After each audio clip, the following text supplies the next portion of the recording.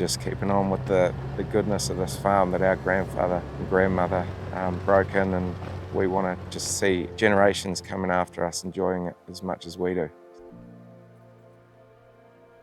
My name's Rupert Gaddam.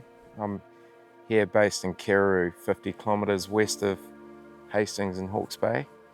I've been farming my whole life. I dreamt of farming all the way through school. I left school to go farming.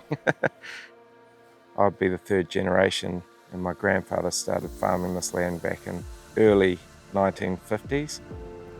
When he turned up on this block of land, it was all covered in bush, scrub.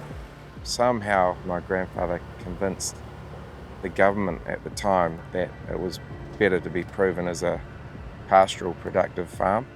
He set up his camp in the middle of the farm, and from there he just started bashing bush. On Rangamoy station here, we're farming 2,300 head of deer.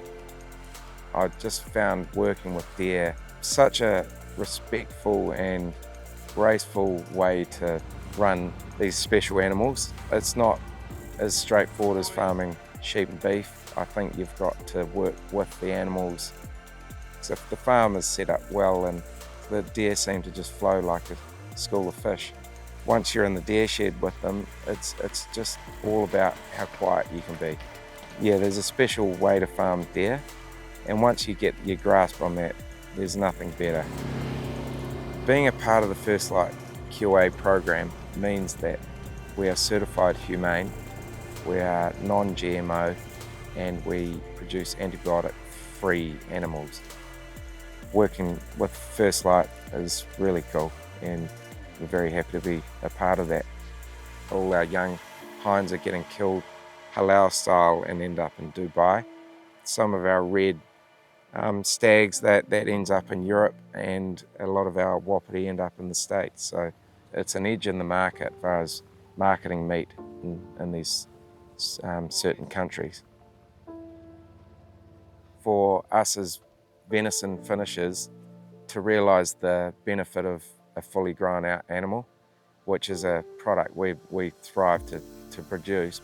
Breeding, producing really good stock is really rewarding, and New Zealand elk will be proudly sitting on the shelf in these natural food grocery stores over in the US.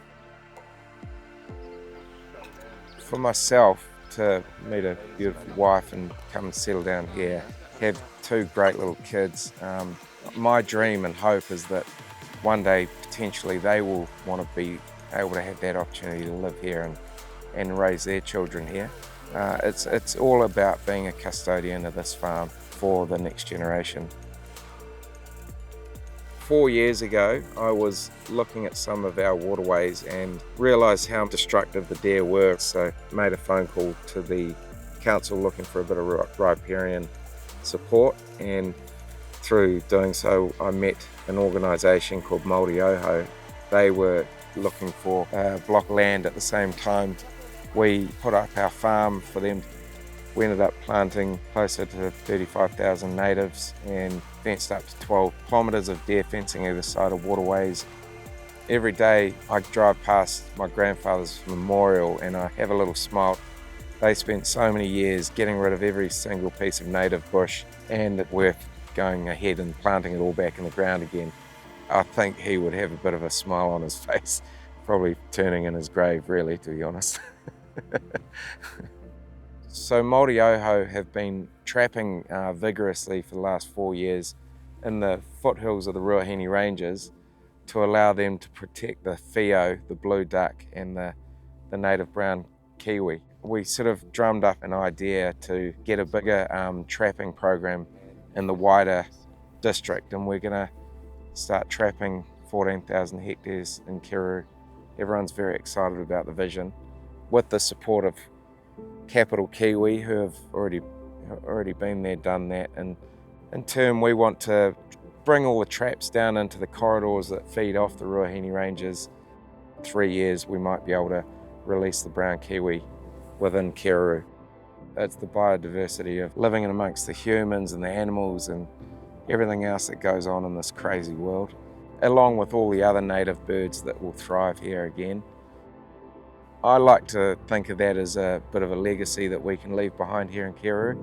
It's something that's very, very special that we could put back in place with kiwi flipping cow patties all day long. Brilliant.